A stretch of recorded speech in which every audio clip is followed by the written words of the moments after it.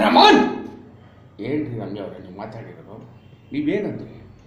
ನಾನು ಬೇರೆ ದೇಶಕ್ಕೆ ಹೋಗ್ತೀನಿ, ಅಲ್ಲಿರೋ ಜನ ನಮ್ಮನ್ನು ಪ್ರೀತಿಯಿಂದ ನೋಡ್ತಾರೆ, ಅದಕ್ಕೆ ನಾನು ಅವ್ರನ್ನ ಪ್ರೀತಿಸ್ತೀನಿ, ತಪ್ಪಲ್ಲ.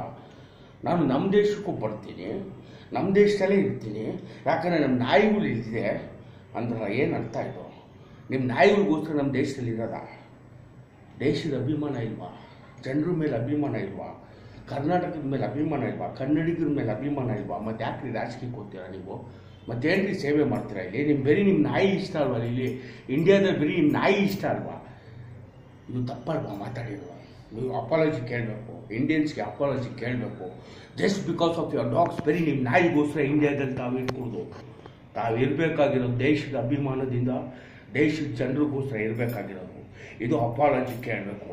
ನೀವು ಇವತ್ತು ಕೇಳಲೇಬೇಕು. ಇದೊಂದು ಮಾತು ನಾನು ಹೇಳ್ತಾ ಇದ್ದೀನಿ. ಆಮೇಲೆ ಮಂಡ್ಯ ಜನತೆಗೆ ನಾನು ಹೇಳ್ತಾ ಇದ್ದೀನಿ, ಇವಾಗ ಬರ್ತಾ ಇದ್ದಾರಂತೆ ಮಂಡ್ಯದವರು, ಬಂದ್ಬಿಟ್ಟು ಅಲ್ಲಿ ಮನೆಯಲ್ಲಿ ಇರ್ತಾರಂತೆ. ಅರ್ಥ ಆಯ್ತಾ ನಿಮಗೆ? ಇಷ್ಟು ದಿನ ಯಾಕೆ ಇರಲಿಲ್ಲ? ಹಿಂದೇನು ನಾನು ಮಾತಾಡಿದ್ದೆ, ನಿಮ್ಗಳಿಗೆ ಹೇಳಿದ್ದೆ ನಾನು. ಅವರು ಇಷ್ಟು ವರ್ಷ ಬೇರೆ ದೇಶದಲ್ಲಿದ್ದರು, ಇಲ್ಲಿರೋ ಬೆವರು ನೋಡಿಲ್ಲ ಜನರದು, ಇಲ್ಲಿರೋ ಜನರು ರಕ್ತ ನೋಡಿಲ್ಲ, ಆರಾಮಾಗಿದ್ರು. ಈಗ ಬಂದರು, ಈಗ ಕೊಟ್ಟಿರೋ ಸ್ಟೇಟ್ಮೆಂಟ್ ಏನು ಗೊತ್ತಾ?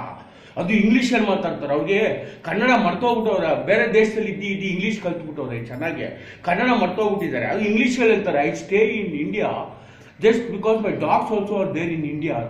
ಮೈ dogs is there in India ಅಂತ.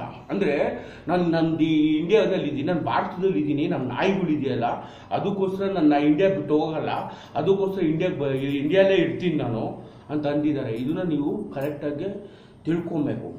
ಮತ್ತೆ ನೀವು ಓಟ್ ಹಾಕೋದ್ರಲ್ಲಿ ಎಡುವುದ್ರೆ ನಮ್ಮ ದೇಶನ, ನಮ್ಮ ರಾಜ್ಯನ, ನಮ್ಮ ಹಳ್ಳಿಗಳನ್ನ ಬೇರೆ ದೇಶಕ್ಕೆ ಮಾರೋದು ಇಂಥವ್ರುಗಳೇ.